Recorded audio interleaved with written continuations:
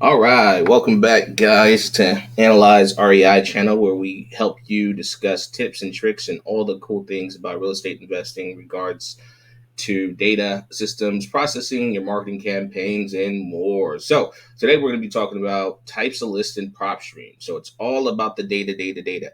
So this will just be a high level overview of all the lists that we typically pull and that we kind of look for inside of Propstream, kind of just so you can get a feel for all the options.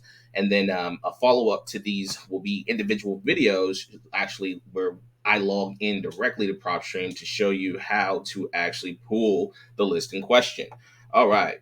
So, first things first, mindset when pulling lists. Okay. It's incredibly important to understand the tool you're using as well as the type of data you're pulling and why you're pulling it. So, first and foremost, not every tool is perfect. Just like any tool out there, it's never going to be 100% accurate. So, the better you understand the tool and the data, the better off you'll be.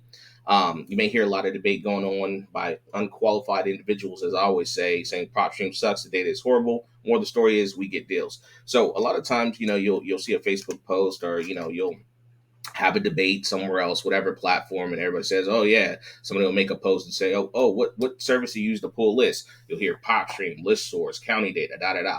They all have their uses, and it also depends on the market. But just like any tool, if you're pulling county data, you got to know and understand like where that data is sourced. How to pull it, how to clean it up. What skip tracing providers to use, all that stuff. Same with list source, same thing with Propelio. Just really depends on which ones you're using. This list specifically is for PropStream. Now, depending on your market, if you're in Texas, if you're in, North Carolina, whatever the case may be, some data sets may be better than others. I always trust, but I verify. We do a lot of testing and stuff, which we'll talk about a little bit later in upcoming videos.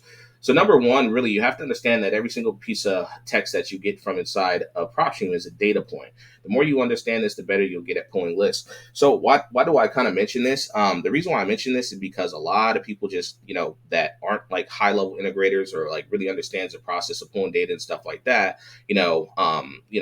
That allow others to kind of influence them. They just go with the regular list, like absentee owner, vacant, stuff like that, and they don't really look for data points that actually show you how to pull data based off of like deals that you may have already done in the past or deals that you have done in the that you saw other wholesalers do and stuff like that, which we'll talk about a little bit more later. But every single piece of data that you actually see, text, I should say, inside of PropStream is a data point. And so when you start looking into stuff like artificial intelligence and machine learning, when you get really, really deep into this data, you'll start to see that there's so much more data inside of PropStream that you can kind of utilize even outside of their filters. So I just want to plant that seed now. I have some more videos going into detail with this a little bit later. Number two, one thing that I've learned is it's always better to test a smaller data set for your marketing campaigns compared to like pulling a very large list all at once. And then what I mean by that is basically, instead of saying, okay, well, I'm going to go pull a list of, 20,000, 30,000 records without kind of testing that type of list. So if it's an absentee owner list, a vacant list, or whatever, you really don't want to pull that large data set until you kind of test it out. You can pull a little bit at a time, and if you're getting good results, you're getting good responses and stuff like that, then you can go back and pull a larger data set and then kind of really scale. If you're virtual like me, you're going to want to touch as many counties as possible, not necessarily just one county, because that's going to open you up to building larger lists, which we'll talk about a little bit later. So again, just kind of giving you a mindset when pulling these lists. There's a lot more to it than just the regular list. And then consistency is key, right? You always like this is an ongoing process. You can't just pull one list of 10,000 records or 20,000 records and then just think you're going to be getting hundreds of deals.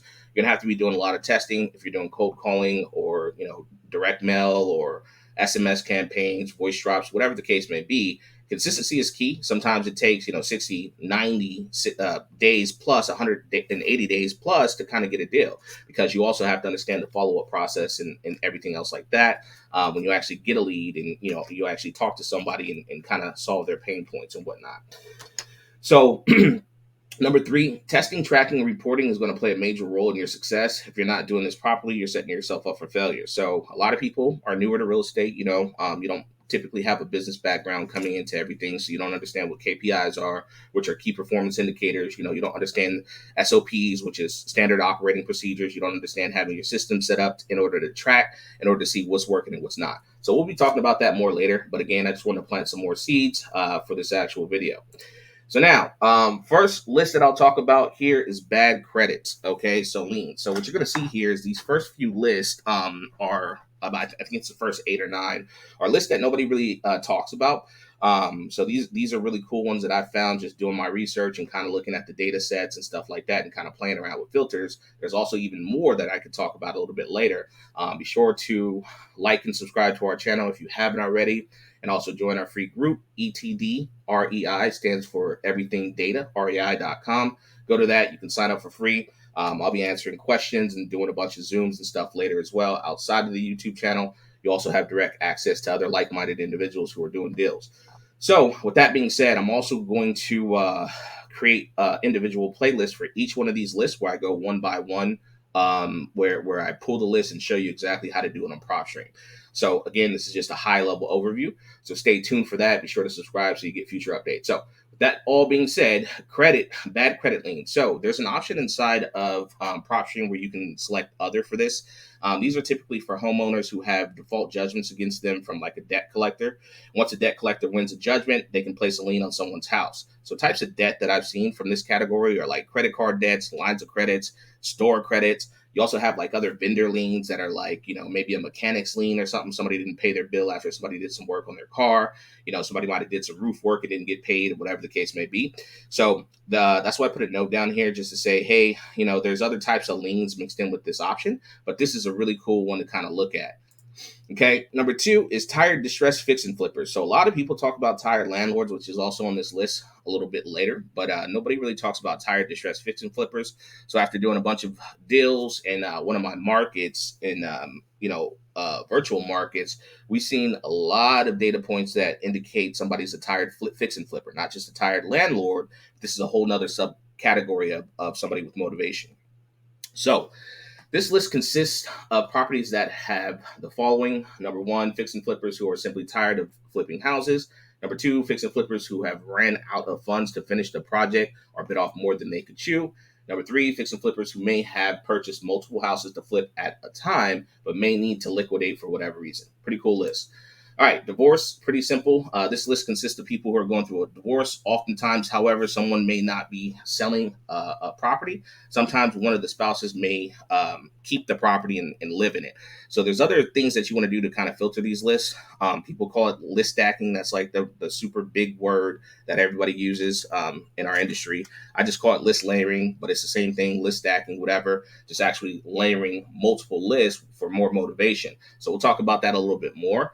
But with this list specifically for divorce, you always want to mix these with like absentee owner or something like that, or somebody with going through a divorce with more than one property that they don't live at and stuff like that. So we'll talk about this in more detail. Senior owner. So this is a little newer inside of Propstream, which is pretty cool. We've been targeting this with our skip trace data once we have like the age of the person that we're looking at. But Propstream puts this inside of the system for one of their filters, which after doing some testing, it actually looks pretty good. What I've noticed is that this list consists of property owners that are 65 years of age or older. From what I see, so that's typically the age of retirement is like 65. So that's what I saw after like looking at like maybe 30, 50 records that I spot checked. I didn't see anything under 65, but that was the lowest. And then, it went as high as like 77, 88. I've seen some people that were even like 90 years old. So some of these senior owners may be looking to downsize or retire in assisted living facilities. So this is pretty good. This is a pretty good list to use. All right, creative deals. This list consists of people who may be distressed, but for whatever reason, they don't show up on your typical list that you may target for wholesale deals, MLS listings, fix and flips, and more. For these, you can get really creative to help solve problems through owner financing, subject to and more. So you can put on some filters inside of Propstream that aren't just necessarily like high equity, recently listed failed listings and stuff like that. There's a bunch of other data points in there that you can utilize in order to find creative deals. So we'll talk about this in more detail. Portfolio properties. So a lot of people don't talk about targeting portfolio properties. I love this filter, and I've been targeting this for years because what it does is it allows us to, if we find like a motivated, um, you know, um, property owner that has multiple properties, so two or more in their portfolio, typically, they would want to sell more than one property, especially if they're liquidating. So we always get multiple deals from one individual seller. I can count, multiple scenarios that this actually falls in. That's really cool. So investors that have this consists of investors that have a small and large that have small and large portfolios, meaning they own more than one property that they do not occupy. Cool list. All right, pre-probate. This is also a newer one that I've seen in Propstream over the last few months. Um, this list consists of owners who are deceased. These owners typically have the property in their name still, and the probate process may not have started. So this is super powerful. All right.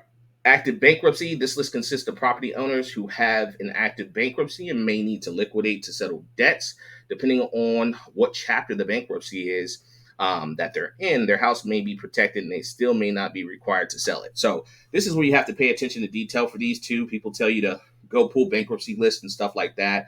But depending on what it is, chapter 7, 13, whatever the case may be, a lot of times when people have bankruptcy lawyers and stuff like that, they keep their house in the actual bankruptcy. So sometimes they're not really that motivated. So we'll go in more detail on this one. All right. So now we're just going to, I went through pretty much some of the lists that people don't really talk about that much.